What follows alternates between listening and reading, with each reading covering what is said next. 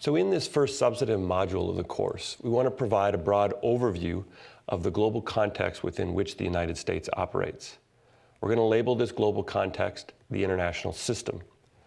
So this module will define the international system, provide many examples of the primary components of this system, and discuss how these components combine and interact to produce important international outcomes, like the outbreak of war or the successful completion of a cooperative agreement among states.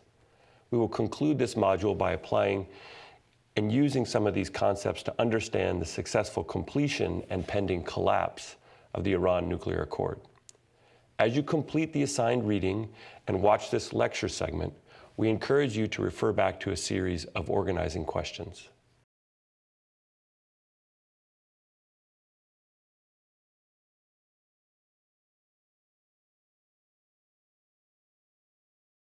This international system is a complex global aggregation of people, organizations, ideas, the natural world, and rules that structure how people and organizations interact. This system also includes a series of political, economic, social, and military connections that bind these parts into a larger whole.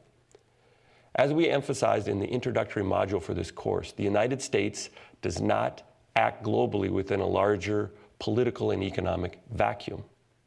This statement has a couple of important implications.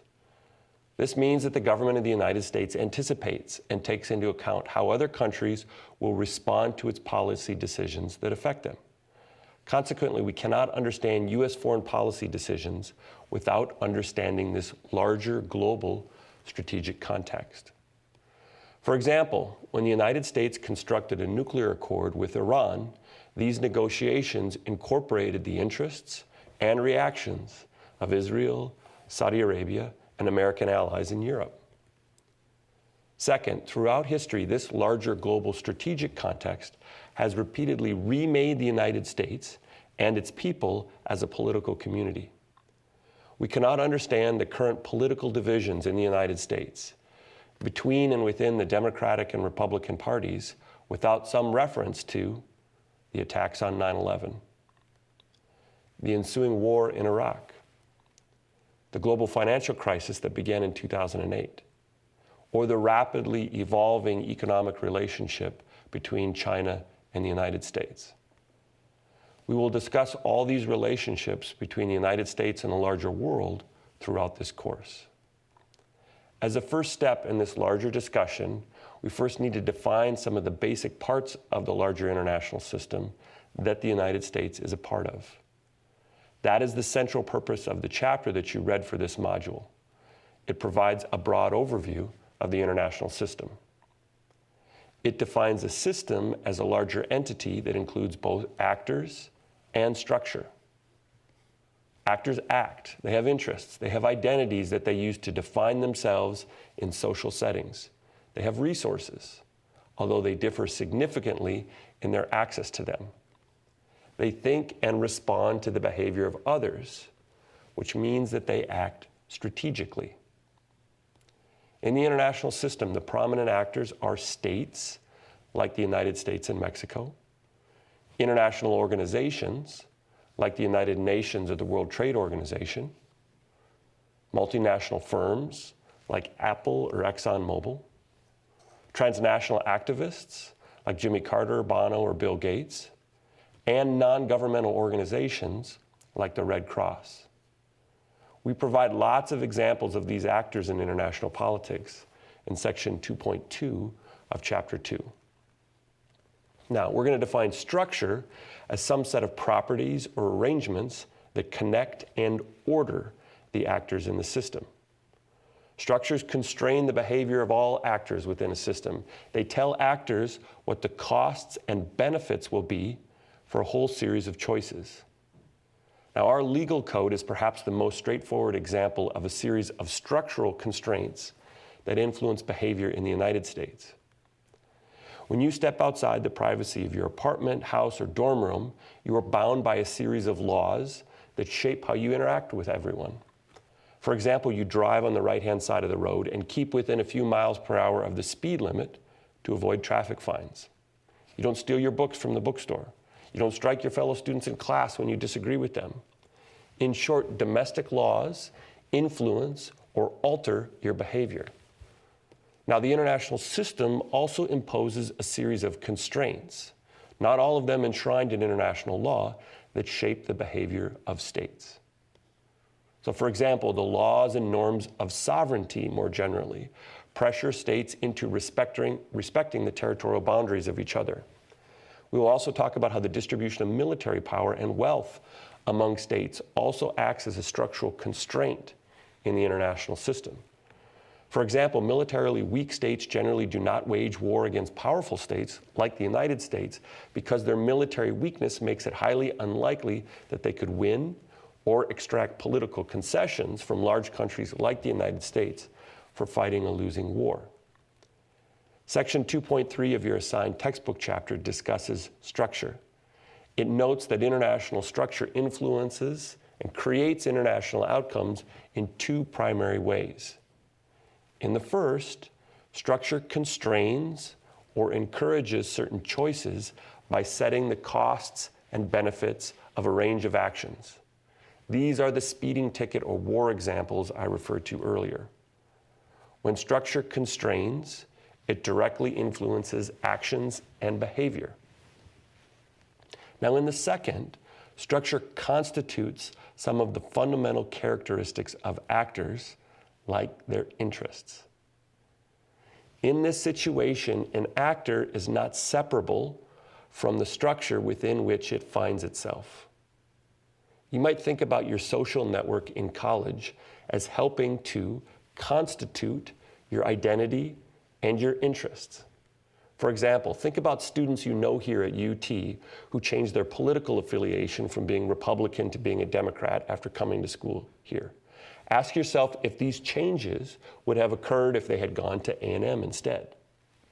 And note that these constitutive effects don't have to be about political affiliation. Maybe some of your friends have become more extroverted or introverted after meeting more people at UT. Maybe they became football fans.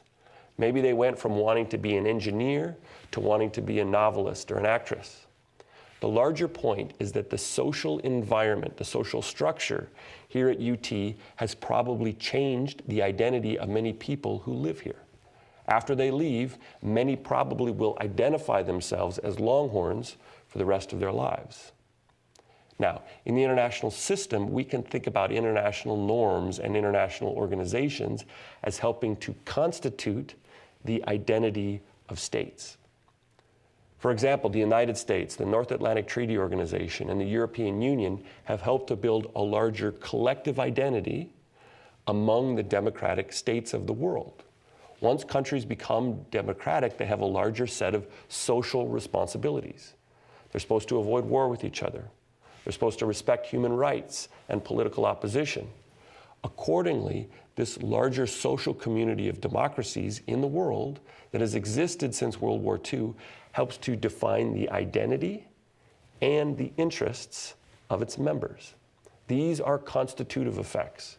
Within them, actors do not exist separately from this larger social structure. When structure constitutes actors, it has an indirect effect on their behavior.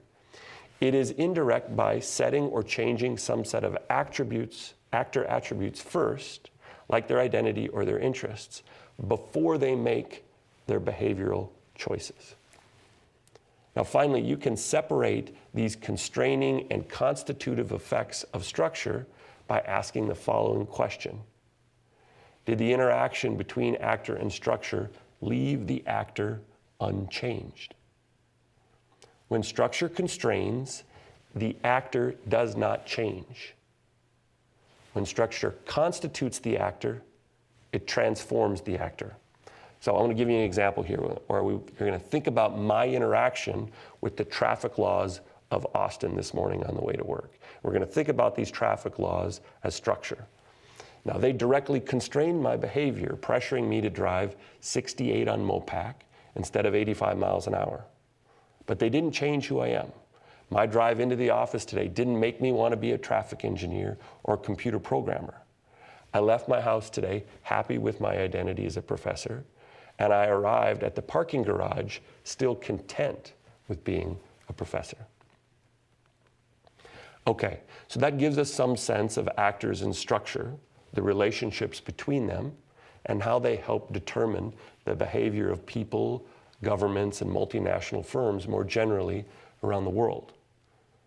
The final portion of the chapter gives you a couple more examples illustrating what we mean by thinking systemically, or taking this larger context, global context of the international system into account when trying to understand how the United States implements and makes its foreign policy. So within a system, actors have to anticipate and to take into account the actions and reactions of others. This means it's a strategic context. We give you two examples of what it means to act strategically within a system in your textbook chapter. The first is a common conceptual example on the prisoner's dilemma that we will refer to a few times during the semester.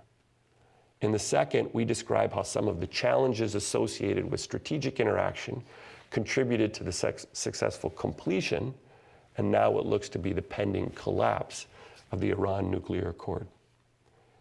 As you work through the textbook chapter, be sure to take a minute or two after each section break to think about some of the prominent questions and concepts it addressed. You can use the journal prompts in the chapter to guide this review.